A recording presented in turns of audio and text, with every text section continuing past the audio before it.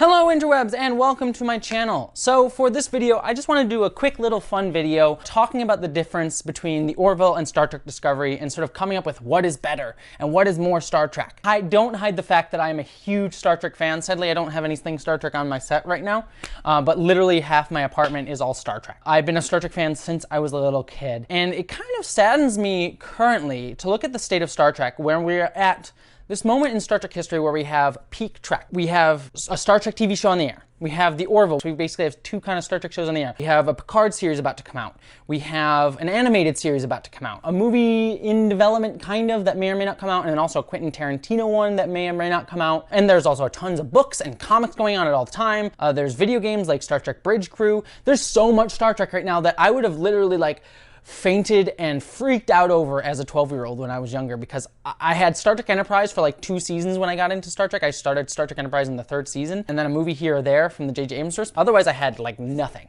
for years. And thankfully, I had 50 years of back catalog to get to. So it kind of saddens me that the Star Trek community is somewhat divided right now. So we have Star Trek Discovery on one hand, which is this new, different look at what Star Trek is. It's more serialized. It's a bit darker than a lot of people would like in sort of Gene Roddenberry's bright vision for the future, which is part of why I love Star Trek. And then on the other hand, we have the Orville, which is Seth MacFarlane's homage to Star Trek The Next Generation. It has a very similar set, very similar feel, very similar episodic structure. It has a lot of the same creative staff behind it, like Brandon Braga. Jonathan Frakes has directed episodes, though he's also directed episodes of Star Trek Discovery. And the Orville is also sort of a comedic take because Seth MacFarlane, but less so than one would have thought going in for the first season. So fans are kind of divided right now. Like, I've seen a lot of Trek fans who really, really love the Orville. Hi, my cat's joining me. His name is Newt. Hi, buddy. You enjoy Star Trek? Okay, what are we doing? He might be joining me for the rest of this video, which is, I'm sure no one is complaining.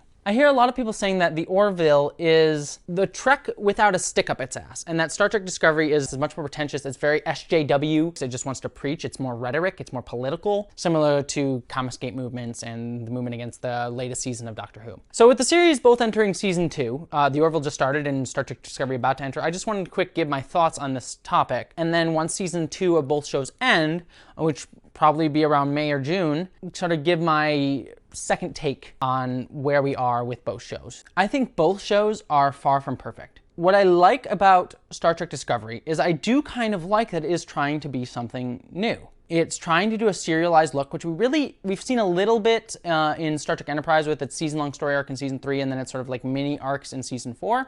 And then very clearly in Deep Space Nine, though even Deep Space Nine still had individual episodes, like there were a lot of overarching arcs, and especially towards the end of the series, it got much more serialized in its structure. It still had sort of individual episodes that you can sort of like take out and be like, here's an individual episode. Whereas Star Trek Discovery, you really can't watch Star Trek Discovery out of order. You really can't jump in anywhere without having some sort of anchor into what happened previously, which tends to go with this sort of like peak TV mindset of very serialized TV shows that we've had ever since Lost came on the air. And a lot of fans balk at that because they sort of like how Star Trek was able to boldly go where no one's gone before. The whole point of it was that you stop at different spots along the way. The only different one in that was Deep Space Nine, which kind of stuck in its place because it was on a space station.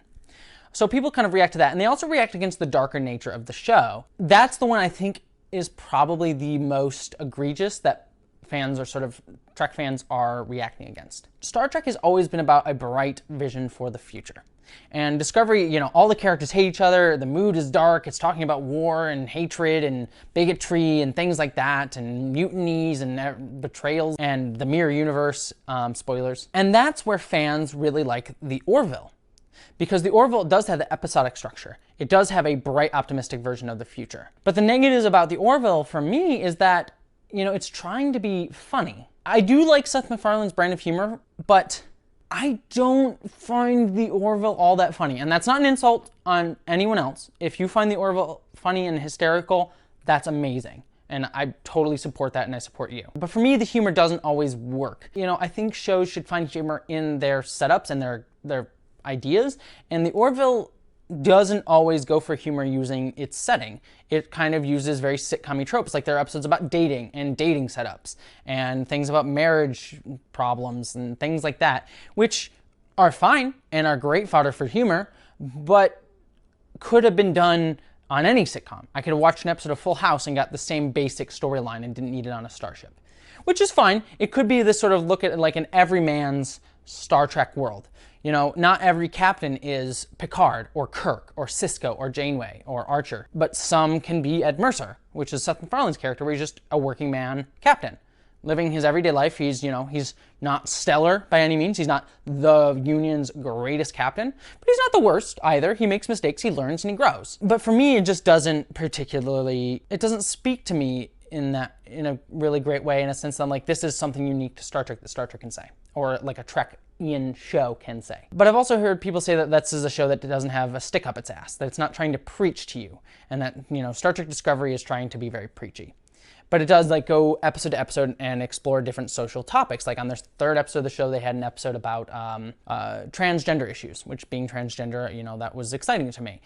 They had an episode about porn addiction, which is something you don't really ever talk about in shows like this. They had one about social media and how social media affects us on a day-to-day level. And I think that's great. And that's what great Trek should do. It should go to these individual spots and sort of look at take a lens at looking at these different social issues of today and sort of talk about them, and then in some people's mind just move on. You know, the ship just goes somewhere else and we've dealt with that issue and we've talked about it. The problem with this is, while some episodes I think work well, I think the porn addiction episode that recently aired worked really, really well. Like the episode on social media, I thought did okay, but I think the show does not always have the best arguments, and I also think it kind of loses focus on them from time to time. As I've seen in season 2 so far, it's gotten a little bit better. The porn addiction episode was great, but then we had like the transgender episode, which, you know, I've written about this in The Advocate, where I was very glad that the show attempted to tackle transgender issues and did so in a positive light. It did so in a way that didn't really get everything right. They kind of mixed intersex issues with transgender issues, with women's issues, and kind of all stated that they were the same, and then didn't really make strong arguments for it. Like when they were talking about like, oh, are women strong enough? They kind of like argued against that fact and like didn't present an alternative. It wasn't good argumentation in my mind. Sort of provide a full cohesive argument. The show sometimes just loses focus and loses track and loses where it wants to have a definitive say on something. And again, that could just be part of the growing pains of the show. And I'm perfectly happy to accept that, because I don't dislike these ideas that they're tackling. I just think they could be more cohesive. Comparing to Next Generation, seasons 1 and 2 of Star Trek The Next Generation were crap and had terrible episodes that were very similar, that were kind of meandering and didn't really get to the point. Hopefully we'll see the Orville go, but I'm just taking it at what it is. That kind of fails for me. But it also has that sort of bright, optimistic version for the future that Trek should have. Going back to Discovery, I don't think Discovery is actually as dark as people think it is. Yes, it starts off dark in a war, but I think that the point of Discovery, especially Discovery's first season, was showing us that utopia, that sort of bright, optimistic future is not easy, nor should it be taken for granted. It is not easy to get to a utopia and maintain a utopia and say like, we believe in these ideals and we want to, and we fight for them every single time. And I think Discovery, if you watch the whole first season, we see a character go from being that dark character in Burnham, and a lot of the other characters too, to characters at the end of the season really care about each other. Like Saru and Burnham at the start of that show hated each other. And by the end of the series, there's an episode where he's like, he calls her his friend. And they really end up caring about each other, and we see them grow as humans, or other species. I shouldn't just say humans, that's xenophobic. But it's showing us how we get to this point of like holding on to our ideals. That doesn't mean it was perfect. I think there are some stories that are weird, some characterizations that are slightly off. Like I liked Stamets as a character, but Stamets sort of lost. He started off as an asshole and then became like a really nice guy and then became an asshole again. It was sort of inconsistent characterization. Even though I like his character overall when he's clicking, there's sometimes where it doesn't necessarily work for me. So that doesn't necessarily work. Some of its arcs sort of completed without really having a full impact. Like the Klingon War was an interesting idea, but then they kind of went off into this mirror universe thing and then came back to the Klingon War at the end and sort of wrapped it up really, really quickly. And I'm like, what was the point of that? You know, you focused on it so heavily and then sort of just forgot about it and then came back to it and said, oh yeah, it's over now. So I really think they could have tighter storytelling there instead of focusing on like twists and things like that, which were cool, but didn't necessarily add to the whole arc. But I think the point that they were trying to make was that we have to work to maintain a utopia. We have to work to hold on to our ideals. We can't just say we have them, we believe in them, and they're ours, and great, now we're just going to go and preach to the world. It was all about how do we maintain and hold on to these ideals when we profess to have them. Like, we can say we have these ideals, but we need to make sure that we actually fight for them instead of just saying that we have them, which is something that I think America in general can kind of learn about. I know, sorry, SJW liberal here, but I think we need to practice what we preach. And I think that's what Star Trek Discovery is trying to say. And I think that's what Deep Space Nine tried to say as well. Deep Space Nine, I think many people consider nowadays to be one of the best Star Trek shows out there. And again, if you don't think that way, that's totally fine. I like Deep Space Nine, it's my favorite Star Trek show, but I get if you're like, I don't think it's the best Trek or even good Trek. That's fine. But I think Deep Space Nine was a show about how do we maintain these Trekkian, bright, optimistic future ideals in a darker world.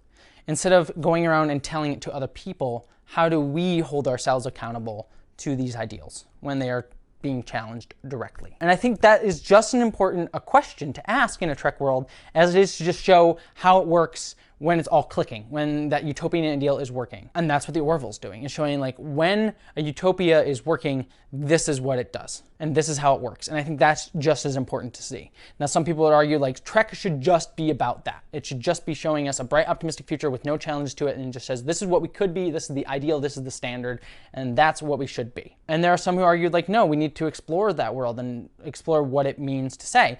And I say this, I think both are incredibly important and both important to say within a Star Trek world. You can have this bright, optimistic future and say, this is what we are, and this is what we need. And I think this is important to say that we have this bright, optimistic future, and this is the standard we need to hold ourselves to. And we can also show within that world how we get there. What does that mean that we have an ideal? How do we actualize that? How do we deal with when it's being challenged? Because the thing I think Star Trek Discovery is different from shows like The Expanse or things like that is The Expanse is a dark world overall. Expanse is always a dark world, and yeah, they're striving for an ideal. They're striving to fight these dark forces, but the world itself never had that ideal of what perfection, a perfect society is supposed to be. Whereas in Discovery, we have a show where we know what it means to hold ourselves accountable for ideals. We know what a utopian world looks like, and the characters know it too, and they have to hold themselves accountable so that they cannot lose it. They need to work to maintain it. And I think that's important. I think it's important to talk about how we maintain a utopian future. So in the end, I think Discovery and Orville, I think both on a ideal level are both Trek in spirit, in different spirits, but in spirit. And I think both have positives that are really, really good and negatives that can be fixed and can be worked out in their season 2. And I think we're starting to see elements of that in season 2 of Orville, and I'm looking forward to seeing where Discovery season 2 goes. And like I said, I'm going to do another one of these videos once the season's over and sort of recap and see if I think the same way. Will I like the Orville better? Will I like Discovery better? Will I hate both? Will I love both still?